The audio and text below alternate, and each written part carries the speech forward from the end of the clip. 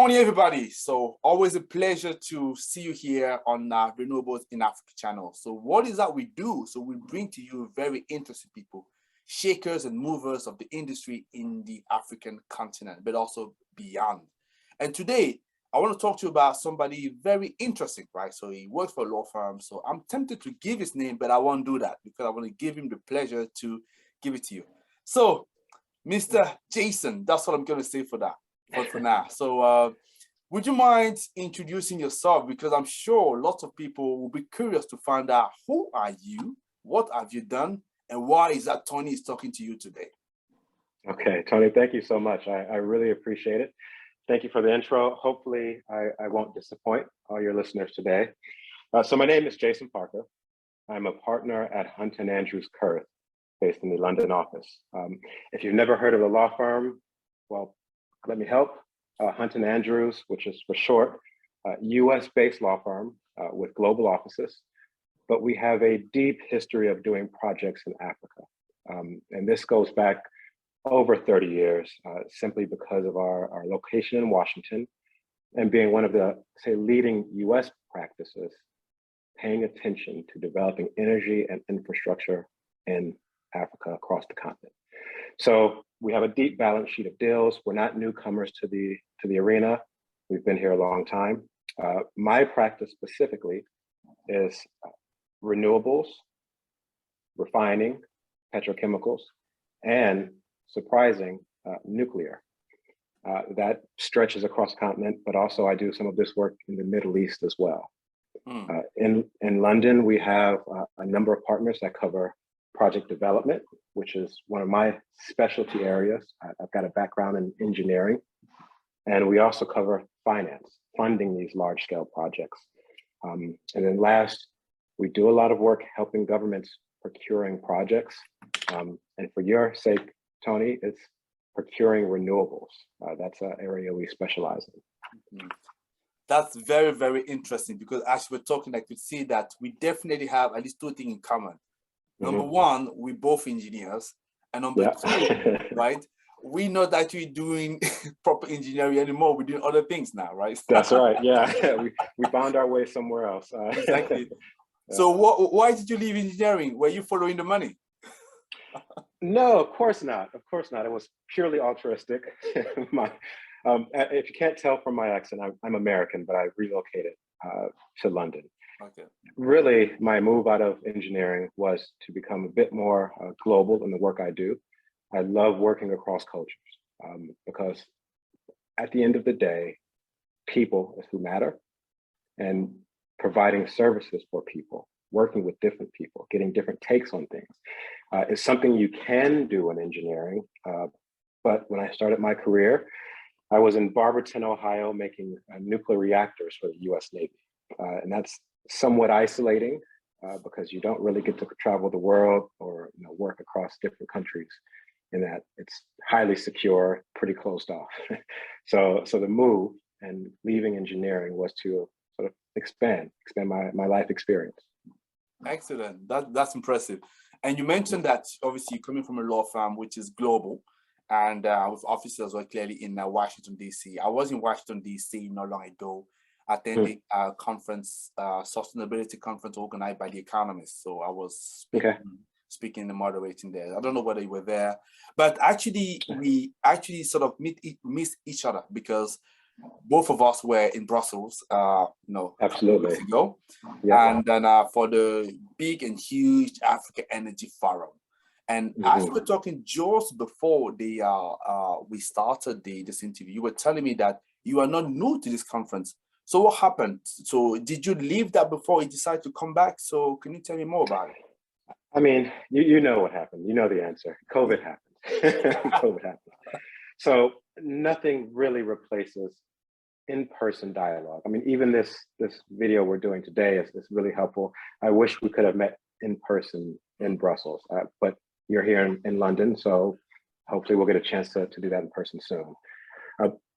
Basically, Tony, we had all as a firm participated in that conference for years. It hands down is the leading conference for power projects in Africa, even for infrastructure, despite the name.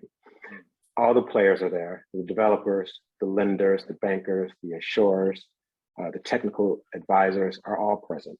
And it's not just a place to network and gain new business. What we find it's actually a place to converge with our clients and all the advisory teams and sit down. So at AEF this year, we did not have a booth. We didn't have a stand to sell our goods. We had a meeting room because we needed the space and the time to sit down and talk to people. So rather than flying one-on-one down to Zambia or over to Kenya, we said, everyone, let's converge in Brussels and we'll have a chance to talk and push some of these projects forward. Excellent. And to be honest, I absolutely agree with what you're saying.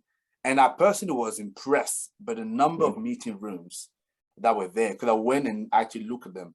And the funny thing is, they were very busy with meeting after meeting. It was impressive to see. That's right. That's right. I mean, I know deals get announced at the end of the conference, big projects, because people would like to sign on the dotted line, have the media attention. But a lot of small things happen too, right? When new directors who we haven't met yet because of traveling restrictions come in town, we can sit with them. Some of the government entities that are busy, really busy when they're in their hometown, you can finally get their attention when they're out at AEF. So really, really good chance to meet up with folks. And I won't say our entire team, maybe about half of our team was able to join us. Folks in Washington, folks in New York, Miami, Tokyo, Dubai. Some came, but some still had difficulties getting there. So we had about half our team present. That's excellent. That's impressive. And I know going in such a conference, I know there are others, right? So let's not just minimize other conferences, but like you said, so this one is probably the leading conference in terms of the African infrastructure industry. So, but going in such a conference is always a huge investment for the company, right? And I'm sure a company as serious as yours, you will go there with clear objectives. So my question for you would be, what were your objectives going into the conference, and coming out of a conference, did you achieve those objectives? Yeah, absolutely.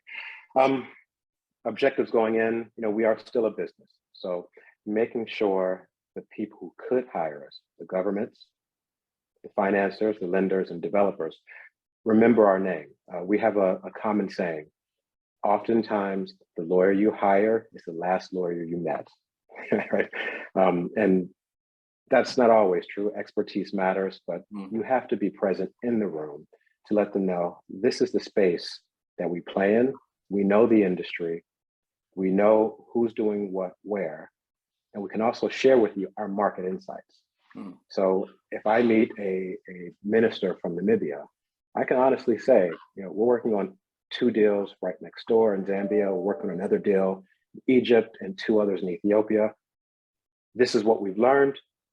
We can apply it to your project too. So everyone needs to see that you're present and available and you've got the expertise. So was our objective obtained?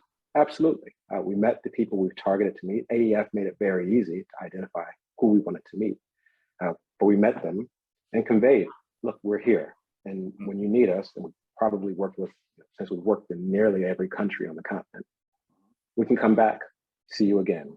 And that's really the point. We're not trying to walk away with a new client. We're trying to walk away with new relationships. Excellent, excellent. I'm very pleased to hear that. But when I was listening to what you were saying, Nishi, your first response, I noticed that actually we're talking about energy mix in Africa. Your whole experience is actually dealing with this energy mix, which is very interesting because you work with renewables for sure. You work as well with fossil fuel. So I just wanted to say, from your experience, so talking about those deals that you're signing, where do you see the balance tilting? Is it really moving more towards renewables as we hearing people saying, or not? Because I think as a lawyer, you will see those contracts coming through you. You'll be able to give us a better understanding. I tell you what, there's a lot's changing, right? A lot's changing. And some of it goes back to the war and in Ukraine and the energy markets. The energy markets are in upheaval right now, particularly gas. The gas markets and LNG markets are in upheaval. that has a knock-on effect everywhere around the world, from Japan to Djibouti. There are knock-on effects. So what's happening across the continent is reallocation of gas resources. With prices going through the roof, projects that were not feasible before suddenly become affordable, financeable, funding is available. And that wasn't the case 12 months ago. So there's a harder look at gas projects, even some oil projects. That doesn't take away from the renewable space. It's not a either or proposition. When we say energy, we often combine things that shouldn't be combined, right? Fossil fuels, power for cars and jets is different from electricity, electrons. So there's no knock-on effect on solar plants procuring wind power. That's still trudging ahead. But I think what's happening in Africa is an attention to a little bit of both. You are seeing continued push for solar plants, and now the opening, I would say, across North Africa of wind power, because there's a potential to export so much of it up into Europe. But solar continues to be a big push. I think from an engineer's perspective, delivering solar projects is slightly easier. They're less expensive. Their scale can be a bit more, say, attainable for a utility with a smaller balance sheet compared to a massive LNG to power or gas to power plant. So my view, renewables will keep its trend. The prices have come down. Now, I think it's up to African governments to take advantage of these decreased prices for power projects through, I did a panel on this and spoke to some colleagues about procuring power projects and taking advantage of the ability for competition to draw down prices. So that's a lot to answer your question. Let me know if you want me to parse some of that out. No, that's fine. That's brilliant. In fact, you mentioned at some point as well Namibia, but some countries are in North Africa. And a few countries I've been to where these guys were present, they were also talking a lot about hydrogen, right? So I just wanted to know, obviously, because what I'm joining here with you is actually usually the lawyer will be able to better tell whether something is materializing or not, because you're just dealing with contract and the way people are moving. So those new technologies, so lithium batteries, hydrogen, are you seeing deals being done in this case, or is still pretty much just talk? That's really hard to answer. And I can give let me take my Hunter hat off for a moment and just give you my own personal view. And these are not the views of Hunter, but I think hydrogen might still be a little far away in terms of the technology. Producing hydrogen at a point where you can convert electricity and use it to produce the hydrogen is costly. And there's a technological gap that needs to be filled. It's perfectly achievable. Hydrogen will come online. The question is, how do we solve the financing for these new technologies that produce hydrogen? And will Africa be the place to resolve the technology issues that introduce funding to new style projects, and then ultimately use or export that hydrogen? Yes, that's the answer, yes. I think Egypt is making a clear run at hydrogen. The investments, making the joint ventures happen, bringing in the companies that produce hydrogen technology is happening in Egypt. Same thing in Germany. Now, will it spread across the continent? That's yet to be seen. But we are at the minimum, we are seeing a lot of activity and joint ventures for hydrogen, as opposed to actual, shovels in the ground for hydrogen projects. Excellent. So I have a couple of questions, and then we may start about wrapping up. So the question is, as we were talking about hydrogens, all those projects that you're talking about, my personal issue, I don't know whether you carry or not, is always the fact that I still don't see Africa becoming a player. I see Africa still being a market.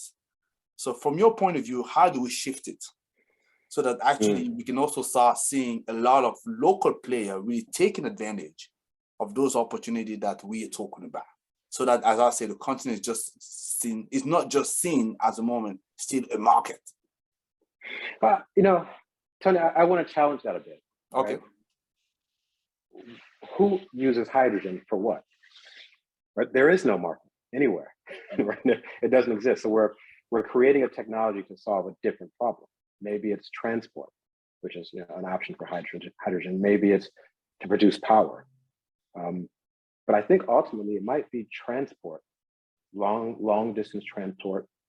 Now, is Africa clued in for that as a market, or is America, or is it Japan? Frankly, I don't know where this market's going. Cars might just be the leading place unless we go electric. So I bring this to say, I don't know who's going to be the market. I don't know who's going to be the producer, right? We don't know how much it costs to make hydrogen yet. We've got some ideas, but right now it's pretty costly. So should Africa be the market for hydrogen? I'm not sure. Let's see as it rolls out. If there are population densities that can utilize hydrogen, if there are vehicle manufacturers, right? You told me you had a background in automotive. Right? Are we making cars that run on hydrogen, or is it just local city buses and long distance lorries? So I think there's a lot to be shaken out of this hydrogen market, not least who makes it, but also who's going to use it. I think I definitely would agree with that. Thanks for that, for granted. And that all that we talked about relate to the generation of energy. But I usually say to people, if you generate energy, but you can't take it to the end user, is of no use. Absolutely. So now, and I want to talk about the transmission, because usually there have been some stats saying that if we need about 30 billion a year for the generation market in Africa, we probably need about the same for transmission. But we don't hear a lot about it. So what's your take on it? Honestly, so this is part of the questions, or set of the questions that were asked on the panel at AEF, dealing with and financing transmission projects. Renewables, by their definition, are often far away, you know, large-scale renewables. Rooftop renewables are great for powering facilities, buildings. You can put them over parking lots and parking garages, but it's not enough for, let's call it, you know, base load, large-scale generation. So where will these be placed? Well, if you're putting up a large solar PV plant, you need thousands of acres somewhere far away from the city capital. That's got to come in, connect to the grid. Everyone's jumping and excited to build power projects. But in Africa, we're not seeing the financing or expansion of the transmission grids. A, because renewable is intermittent, so you've got to bolster the grid. And B, just the long distance transmission you need to get it from the population centers to the population centers from the location. Why? Where's the investment and why is that there? Ask a lot of people at AEF. They're financeable. We've seen this in Latin America. Individual power lines are financeable. So why isn't it happening? This is not a puzzle that needs to be solved. It's doable. The gist that we're getting is that transmission assets and the long distance grids are often owned by the state utility. So what now we need to talk about is the state utility going to turn over one of its, or parts of its grandest asset to a private developer and pay for that through funding from the developer? I think it might simply be a changing of minds on how to own and manage a grid, as opposed to some fundamental legal or financial or technical problem. This might simply be coming back to people. Is the government ready to turn over this asset to someone else? And that's what I think it comes down to. But I do think it will happen eventually, and that's just simply because all of the governments that we've mentioned here today are excited about renewable procurement programs, similar to what South Africa's done. And you've seen scaling solar roll out across the continent, feed-in tariffs roll out and kind of go out across the continent. So there's an interest in these procurement programs. The more that those happen, the closer you move to a free and open power trading system, right? An unregulated market. You start with IPPs, suddenly the restrictions start to come down, and in 10 years' time, you're in an open market for power, as opposed to a state-owned centralized power grid. So I think it's on the way. I just don't think it's here today. But if anyone's listening on the government side, we encourage an investigation and consideration into procurement programs for transmission lines. I think that is a great opportunity to save government's money and improve service to your citizens. So would your firm actually take the opportunity to provide thought leadership in this specific issue? Because you feel you're saying it's very important to look at. The reason I'm bringing it up is because a really good close friend and partner of mine, Ryan Ketchum, wrote a book on this subject. Okay. He actually wrote a book on how to fund and finance and transmission projects. We're working on these in Latin America. We see them happening. We're working on them in the Middle East. They're completely plausible, but because again, this is a labor of love, we want to see that roll out on the continent because it would help deploy more renewable projects. It looks like we need to talk to Ryan after that, then. Yeah. Okay. And if you want to hear more exciting news about this, talk to Ryan because he's really steeped in the detail of these projects. So I think he'd be an interesting conversation. I would definitely love to talk to him. So last question for you. So one other feature at the summit, which I personally enjoyed, was the Youth Entrepreneurship Summit, the YES Summit. I don't know whether you had a chance to look at that. How important is it for you to bring young people into the conversation that we're having? So talking about bringing more power into Africa. So what is the role you think that they could play, young people? It's all the role. It's everything, because we're not doing this for our own benefit. We're doing this for future generations, right? I enjoy my practice of law, but I also enjoy bringing up young lawyers, both on the continent, but also part of the African diaspora. Learn from what I've been able to develop, grow your own practice, and go out and teach others. But you absolutely must be able to transition information, knowledge, education, capacity down to a younger generation. I don't think I'm part of the older or the younger. I'm somewhere in the middle, I would say. But it's absolutely essential. And also, places like Rwanda, Uganda, average age is incredibly young compared to here in the UK, right? So younger people are doing bigger things than here in Britain or in some of the Western countries. If I think back to, I think one of the factors as to why I left America was because opportunity to do more as a younger individual. You look at, before when I look at jobs, you need to have 15, 20 years experience, right? No one needs 20 years experience, 5 to 10 is fine, but 20 years experience to do a job, if the average age is 18, who are you going to find to do that, right? Exactly. So you need younger people to do bigger things. Exactly. So I think it reminds me of one of the say Denzel Washington saying that each one teach one. So clearly that's what we're saying here. So listen, Jason, so it has been a real pleasure for me to talk to you today. Like I said, unfortunately, we could not be at AEF, but maybe we could be meeting at CUP, right? Or first of all, and before that in London. Absolutely. So that was great. So I really enjoyed having you today. I also wanted to thank you for the time you took just to have this conversation. And I'm sure we're going to hear more about your firm and especially yourself as well, talking about what could be done to further enhance the power sector in Africa. So on that note, thank you very much, and you have a beautiful rest of your day. Tony, purely my pleasure. Thank you so much for having me. Thank you. Appreciate it.